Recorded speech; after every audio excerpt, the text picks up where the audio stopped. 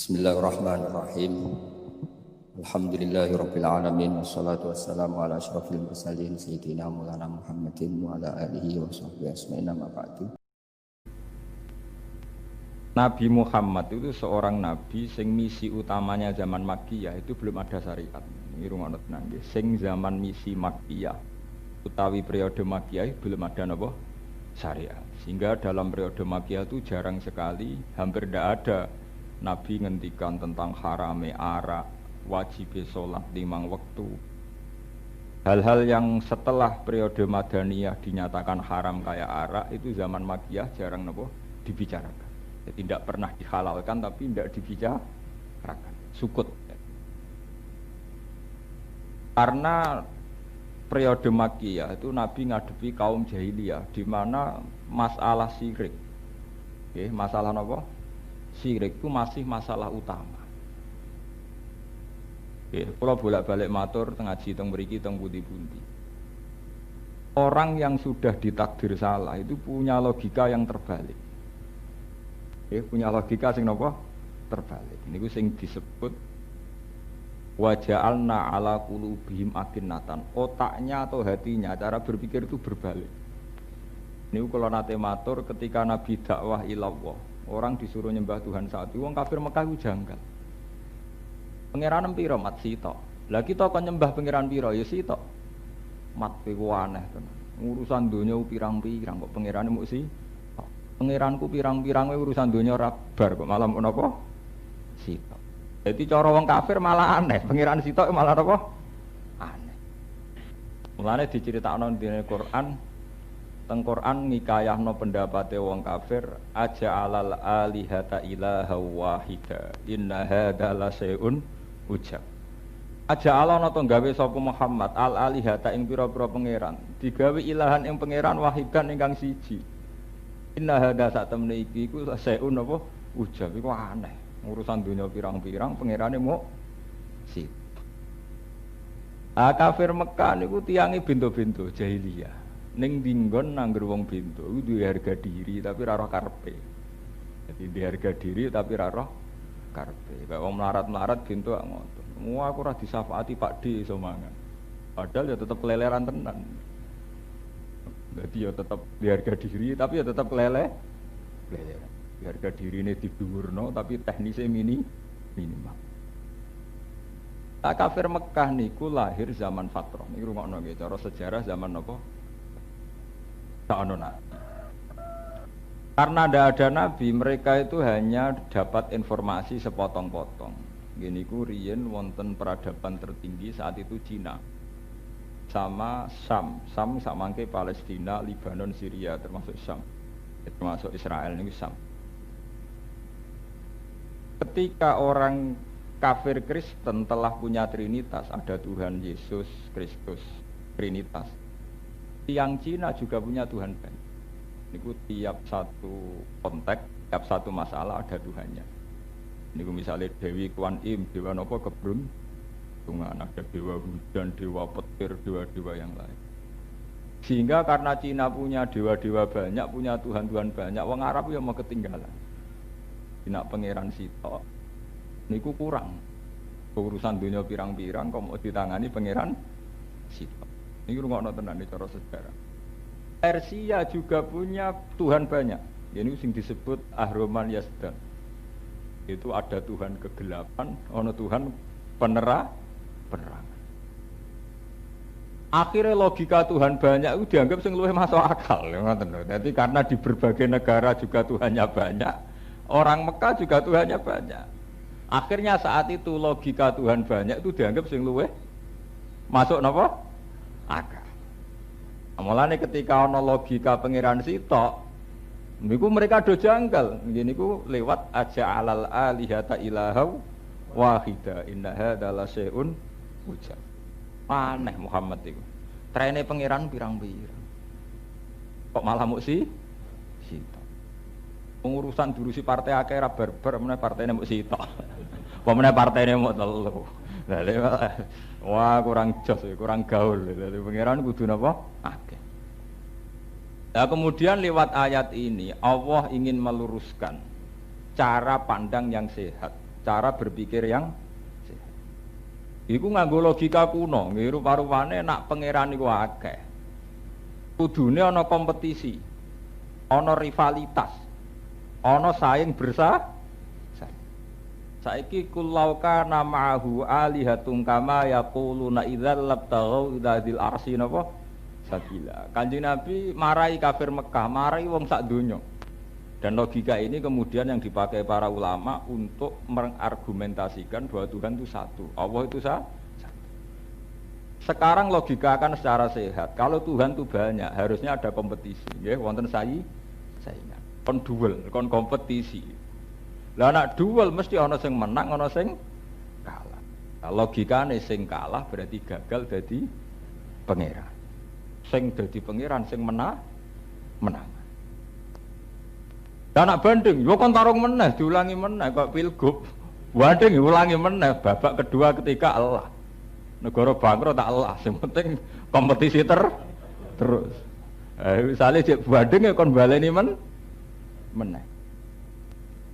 Akhirnya setelah dengan logika itu kan mesti engko ana sing kalah. Ya wis sing wis kalah ora usah dadi pangeran. Sing wis kalah ora usah dadi gubernur, ora usah dadi presiden, wis napa?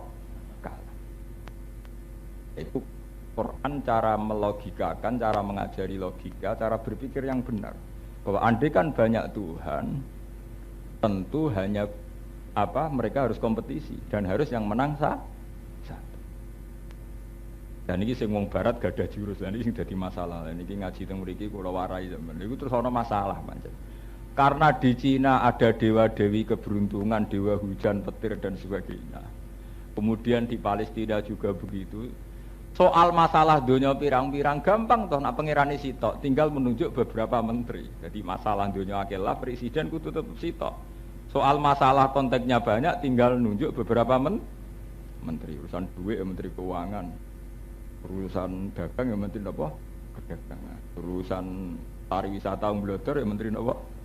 Pariwisata. Ben sesuai nang Indonesia melarat kabeh ana menteri pakar kemiskinan. Lah dewa-dewi ini kemudian dalam Islam disebut malaikat. Malaikat ada malaikat rizki, malaikat mati, malaikat swarga, neraka, ada malaikat. Sehingga kemudian agama ini oleh orang barat, oleh pakar-pakar sekuler dianggap bahwa agama itu hanya penyelarasan satu fenomena dunia, di mana fenomena orang Cina punya dewa-dewi, kalau fenomena agama itu disebut para napa? Malaikat. Amalane sampean dadi wong Islam sing pinter. Mereka wong menyudutkan Islam itu lewat berbagai cara, termasuk bahwa fenomena agama itu dianggap kayak fenomena dewa-dewi dalam terminologi, dalam istilah napa? Cina. Ya karena itu tadi tuduhan-tuduhan itu banyak. Itu sama dengan tuduhannya orang komunis bahwa agama itu candu masyarakat. Duwe ran duwe ngadepi masalah rawani terus dunga-dunga. Jadi kaya wong nyabu, wong ngefly. Bingung-bingunge dhewe nyabu. Nek nyabu iso fantasi. Nek fantasi iso khoyali. Lah padha agama nggih ngono. Wong ora duwe dhuwit, semara Sunan Bonang wiridan, mara Wali Songo wiridan. Iku kan terus duwe fantasi. Lah di fantasi ku padha karo khoyali. Dadi sabu-sabu yo nglahirno wong khoyali, agama yo nglahirno wong khoyali. Mulane wong komunis nak nuduh agama ndarane apa? Candu masyarakat. Gitu ke zaman PKI nak nuduh agama napa? Candu napa? Masyarakat. Makanya ini harus dilatih. Kalau bolak-balik ngaji temputi-puti, masyarakat itu harus dilatih cara beragama yang benar. Cara agama yang benar seperti Gus, yaitu kita terlatih dengan agama model ahli tasawuf. Ya ahli tasawuf sing waras, mboten kok bareng sumpah utange akeh terus nyufi, terus melok toreko. Maksudnya tasawuf sing waras, artinya ya di dhuwit ya uripe normal tetap tasawuf mboten. Itu tasawuf waras, ini enggak didorong oleh keadaan. Artinya dilatih secara benar, cara beragama kita ini jangan melahirkan khayali. Jangan melahirkan fantasi. Agama itu suatu yang real, yang hak. Dzalika bi anna Allaha huwal hak. Bahwa kita sadar betul akan keberhadiran Allah, kehadiran Tuhan. Dzalika bi anna Allaha huwal hak. Kita memang sadar betul akan keberhadiran Tuhan. Misalnya ngeten. Nak kowe ra duwe dhuwit, kere, utang akeh, jatuh tempo. kemudian ndonga. Misalnya kayak ketemu wong komunis. Coba sekarang kamu tidak punya uang, kalau Tuhan ada, coba minta uang sama Tuhan. Ternyata tidak dikasih toh, berarti Tuhan tidak ada. Dulu ajaran komunis begitu. Anak-anak SD dilatih, coba kamu pejamkan mata. Saiki sampean jaluk permen. Ya Allah, Tuhan saya minta permen. Terus melek, dikasih ndak ibu. Coba sekarang minta sama ibu guru, dikasih. Berarti Tuhan ndak ada, yang ada ibu guru. Itu gara-gara cara beragama yang gagal. Kalau kita menggantungkan keberadaan Tuhan dengan utang kita, kebutuhan kita, maka kamu akan sanksi dengan Tuhan. Dari pangeran kuwasa aku tetep kere. Dari pangeran bela wong soleh, dari wong sabar disayang tuh. Nah, mulai cilik sabar yo tetep kere. Tetep susah, banyak masalah. Iku ora salat malah dadi bupati, iku gendo ya kok njabat. Kene mulai cilik ngiyai ape nyalek kere wis ora duwe dhuwit ora ono milih. Jadi masalah-masalah sosial kamu kaitkan dengan Tuhan. Selalu Tuhan dilibatkan, nyalek ngelibatno pangeran, bupati ngelibatno pangeran, diutang ngelibatno pangeran, dari bojo ngelibatno pangeran. Terus kayak panitia, posisine kayak tim sukses. Ya sakake pangeran di daerah teret sana sini. Kalau dalam beragama secara tasawuf begitu itu tidak boleh. Dzalika bi anna Allaha huwal haq. Kita sadar bahwa Allah itu hak. Jika wujud kita ini hak, misalnya bahak wujud bisa dicubit ada rasanya, saya dipotong jarinya ada rasanya, saya lapar juga ada rasanya, saya haus ada rasanya. Jika wujud saya yang tidak penting itu nyata, apalagi wujudnya zat yang menciptakan saya.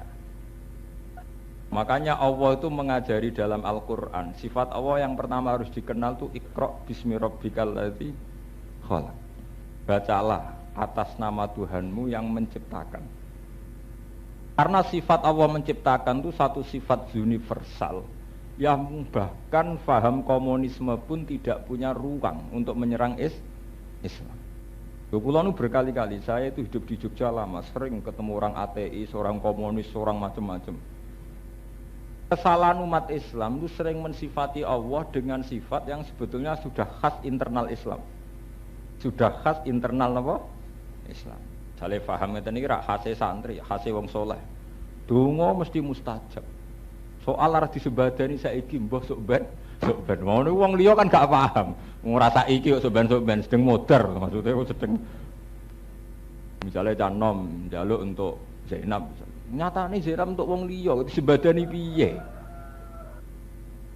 Nah, iso wae tapi diganti wong liya. Lah aku entuk luwih elek kok. Kena dibantah terus. Kena apa? Dibantah. Kami masalahnya kita lupa ada sifat Allah yang universal, yang siapapun harus mengakui. Ini sing disebut Allah Iqra' bismi rabbikal ladzi napa. Orang komunis kalau debat ya mesti begitu. Pak Bahak, buktikan kalau Tuhan ada. Misalnya api ini membakar, coba buktikan kalau api tidak membakar. Pedang ini bisa memotong, buktikan kalau pedang tidak bisa memotong. Misalnya pisang dipotong pedang, mesti kepenggal, mesti terputus. Kalau Tuhan kuasa bisa membalikkan pisang tidak terputus. Loh, keberadaan Tuhan itu tidak bergantung dengan logika-logika itu. Keberadaan Tuhan adalah hak. Dia adalah apa? Hak. Hak itu sesuatu yang tidak butuh apa-apa. Ya sudah hak, tidak butuh logika-logika manusia yang menyimpang. Sekarang tak balik pertanyaan saya. Andai kan ada orang sekedar bisa menciptakan pisang, itu kamu katakan canggih enggak? Oh iya, hebat sekali. Ketika ternyata pisang itu bisa dipotong, bisa dipenggal, apa kecanggihan orang yang bisa menciptakan pisang kemudian tidak hebat? Ya tetap hebat. Nah iya, sama seperti sekarang Profesor Jepang karena menciptakan Toyota dikatakan hebat. Profesor Boeing karena menciptakan pesawat dikatakan hebat. Apa kamu mengatakan hebat itu bergantung kalau pesawat itu tidak pernah jatuh? Pesawat itu tidak bisa tua, tidak bisa rusak. Manusia itu tidak adil. Saat seorang profesor menciptakan mobil mewah dikatakan hebat, menciptakan pesawat dikatakan hebat. Dal pesawat yo kena mbok preteli. Kacane yo kena ganconi. Diobong yo kena. Ceblok yo hancur sak walang. Kenapa kamu tetap katakan hebat? Oh, karena yang menciptakan mesti orang hebat. Ya sama seperti yang menciptakan langit bumi ya mesti zat yang napa? Hebat. Malah nak pangeran gawe gedang kok atos kok baja, malah ra hebat, salah produk jadi wong gedang kok digawe kok baja sing iso mangan sapa? Wis adone gedang digawe kena diiris. Panen dari awal desainnya bayangno dioceki ya. Malah keliru umpama pangeranku gawe gedang kok baja iku salah napa? Gagal napa? Produk. Malah keliru. Paham ya, ini kalau nyuwun malih ya, bahwa lewat pengajian ini kita harus berlatih. Kita ini nyifati Allah itu yang universal. Sehingga sifat pertama yang dikenalkan oleh Quran adalah Iqra bismi rabbikal ladzi khalaq. Nah, kita ini kan melatih nyifati Allah dengan yang mengabulkan segala permintaan. Sewenengane ning ndi nyifati Allah yang mengabulkan segala permintaan. Wong njaluk ning pangeran ya gendo-gendonan. Cara kula nu termasuk ulama enggak seneng donga. Kula niki biasa mawon. Jadi masalah nggih biasa. Yen ra pangeran jadi masalah ngoten mawon. Ora di dhuwit ya biasa. Ya pancen ora menteri keuangan kon di dhuwit. Dadi nggih biasa mawon lho. Diutang nggih biasa, wong urip ora diutang nggih biasa normal. Asal masih dalam level setara nggih kemampuan nggih biasa. Ini kula perlu aturaken karena sifat-sifat Allah di luar sifat universal itu hanya sifat yang terkait mayasa, terserah kersane pengen. Kula nyontokno bolak-balik. Nek ana bocah enom seneng cawe wedok wayu. Terus ndonga wis nganggo Ismul Azam lah dengan. Ya Allah, semoga saya dapat anak itu. Ya mungkin bagi dia rahmat, bocah iku wayu sugih menawa. Tapi Allah tahu bagi anak ayu iki musibah nek sida disembah. Mergo wis sing lanang wis merongos, elek pengangguran. Mok ngandalo ijazah mahabbah utawa ngandalo dukun pelet misalnya. Lho sing calanang donga ora mok ngandalo donga mahabbah atau dukun pelet. Pangeran jape nak lho sing aku dadi pangeran ora pangeran tok ya pangerane cawe wedok iku barang. Sing tak pikir ra nasib pemtok ya nasibe cawe wedok iku barang. Padahal cawe wedok iku iso wae setiap saat donga naudzubillah ya Allah min syarri dzalik. Sama, mbok entekno kiai sak Indonesia kowe nyalek. Sing donga yo dadi ra kowe tok, sing duruse pangeran ora caleg kowe tok. Kabeh kawulane pangeran, caleg nomor pira-pira ya urusane pangeran. Bener ana keputusan MK, ben sing bayar nomor urut 1 ben ngiyah-ngiyah. Keputusan MK meleset jebule suara banyak. Mau dhisik untuk nomor urut 1 udah segede, kewapok. Mafia nomor urut ampun. Karena cara pangeran, lho aku pangerane wong akeh kok mbok atur. Aku pangeran pantes yo ngatur. Mulane cara wong tasawuf beri ruang Tuhan untuk tetap sebagai Tuhan, yaitu yaf'alu ma yasha. Cara orang tasawuf, oh Tuhan tuh kasih ruang untuk tetap menjadi Tuhan. Nah, piye supaya jadi pangeran terus? Yaitu iso yaf'alu ma yasha, bisa melakukan apa yang Dia kehendaki, bukan yang kita kehendaki. Pangeran jadi dadekne budak. Beri ruang Tuhan untuk tetap sebagai Tuhan. Yaiku napa yaf'alu. Lho kula umpama dadi kiai jatuh mboten nyesal. Kula pun sering cerita teng santri-santri kula. Aku saiki ora dipengaruh mboten nyesal. Biasa mah. Mulya ora nyesal ina biasa mah. Kula nu lunga diderekno dicucup wong ya biasa, lunga dhewean ya biasa, dipisahi wong ya biasa. Niku sing cara tasawuf makom fana wis rusak. Dadi makome wis fana wis ora urusan. Dadi ya karena bagi saya toh Tuhan tetap Tuhan, selama Tuhannya tidak ganti itu tidak ada perubahan signifikan. Jadi di dunia ini selagi Tuhannya sama itu tidak ada masalah. Lane Nabi Khidir, kalau nu duwe apalan dengan Nabi Khidir. Dengan Nabi Khidir itu kalau dulu nulis di kitab Al Hayawan Al Kubra. Dungane lucu. Ya Allah, kita ini tidak akan rusak dan akan baik-baik saja selagi Tuhannya Engkau. Jadi itu ya aneh, dungane angger pangerane dereng ganti cek jenengan itu akan baik-baik saja. Ya karena tidak akan ada perubahan signifikan. Bahwa akan menjadi tidak baik itu karena kita mengkaitkan Allah dengan nafsu kita, dengan kehendak kita, dengan selera kita.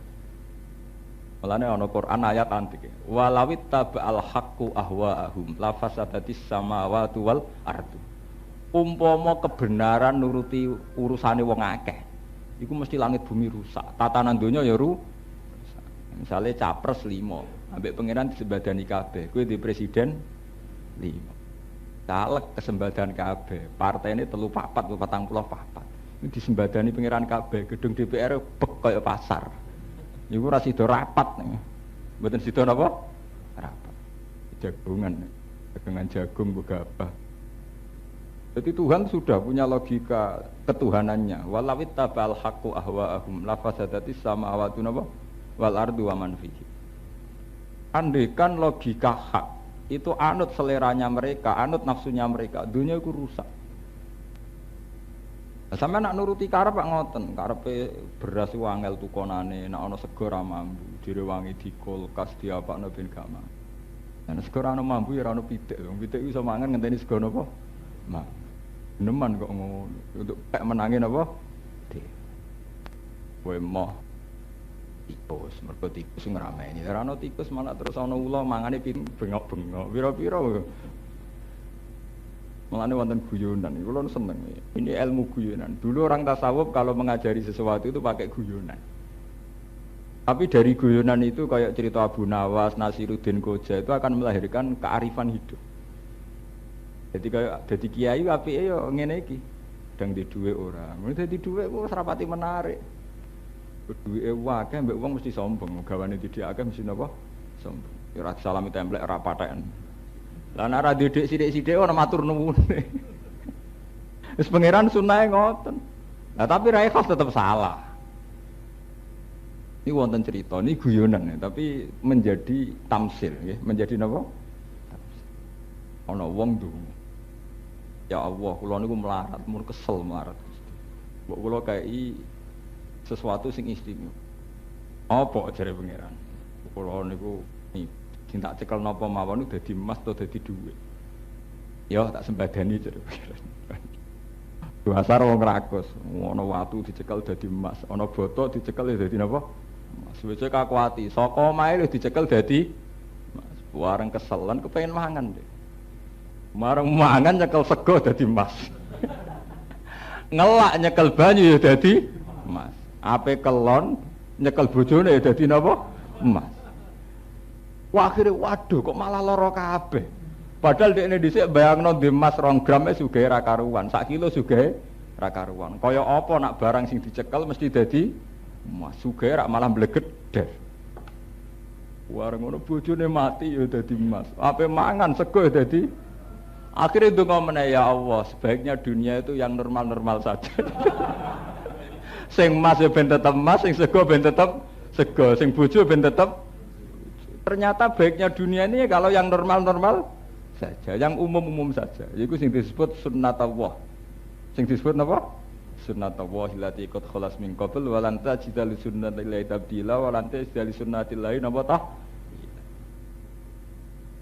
Kita harus sadar bahwa Tuhan mengatur sedemikian rupa itu sudah penuh hikmah, penuh aturan. Kowe ora usah melok-melok. Menawa bener wong tasawuf, da'it tadbir, fama qama bihi ghairuk la tuqim bihi nafsak. Ya, termasuk dalam mukadimahnya hikam niku napa? Da'it tadbir. Kowe ora usah mikir urusan donya, fama qama bihi ghairuka la tuqim bihi nafsak. Sesuatu yang sudah ada yang menempati, udah usahlah kamu menempatkan diri di situ. Artinya sing wis ngatur donya ku pangeran ku al-mudabbir, fatirus samawati wal. Kamu ndak usah berposisi di situ, kamu ndak akan bisa. Karena kamu hanya nuruti khayali, nuruti karepem de. Nggih to, cara sampean ning donya ngoten. Ana canom dolanan ning dalan-dalan. Wong kok ora tau ning omah ning dalan-dalan. Nek ora ana ning dalan wong kesasar pirang-pirang. Iku disiapno pangeran ana kesasar-kesasar go takok-takokan. Nah, tapi wong ning dalan mesti wong ra jelas. Tapi apa ora ana hikmah akeh hikmah. Kalau ada kecelakaan di jalan iku sing nulung ra ngarah kiai, ra ngarah ahli thariqah. Sing nulung mau nganggur-nganggur sing seneng mlaku ning dalan. Meskipun cara syariat wong kok pegane ning dalan, anteng ning omah kena apa? Anteng ning omah sing nulungi kecelakaan dini ora polisi, ora wong saleh, mesti wong nganggur nganggur. Pertelon akeh wong cangkruan, ana kecelakaan pertama sing nulu. Ya pangeran mbok atur. Tidak bisa, Tuhan itu tetap beri, corong tak beri, Tuhan tetap sebagai Tuhan. Pangeran juga ruang, ben tetap jadi pangeran. Pangeran mbok atur. Ngene kula dadi kiai masalah niku ekstrem. Kula ngrono caleg sowan, Gus kula dongakno duadi. Wah iku hake pangeran, moh ra melok-melok. Moh. Arsiko dongakno ra dadi jare ngobos. Paling kok nak dadi ya sausé dadi dingin-dingin saja semenisan ora melok-melok aman. Ben pangeran tetep pangeran. Napa Gus pangeran tetep pangeran? Ya palu mayasa. Ben ketinge kok ngalah ra paten. Kula niku penganut sufi ekstrem dalam akidah. Dalam akidah lagi, dalam apa? Itu harus kita latih. Karena itu tadi, ternyata konteks-konteks tertentu itu hanya ditugaskan sama para malaikat. Misalnya tentang rezeki, malaikat rezeki, Mikail. Tentang hujan siapa, tentang petir siapa, tentang... Ternyata itu hanya dipasrahkan sama menteri, kementerian, wuzara atau wukala. Sehingga kemudian ada kebenaran tauhid absolut, yaitu Tuhan tetap Allah. Kemudian pembantu-pembantu itu dalam istilah agama disebut malaikat, dalam istilah Cina disebut dewa-dewi, dalam istilah negara mungkin itu disebut menteri atau pembantu presiden. Tapi yang namanya Tuhan harus tetap nomor satu. Sehingga agama ini kemudian diterima secara penuh oleh orang Mekah, orang Cina. Sampai sekarang agama Islam di mana-mana ada. Karena logikanya tidak terlalu berbalik. Ketika logika Cina ada menteri, ada dewa-dewi, logika agama juga sama. Cuma agama menyebut itu bernama malaikat.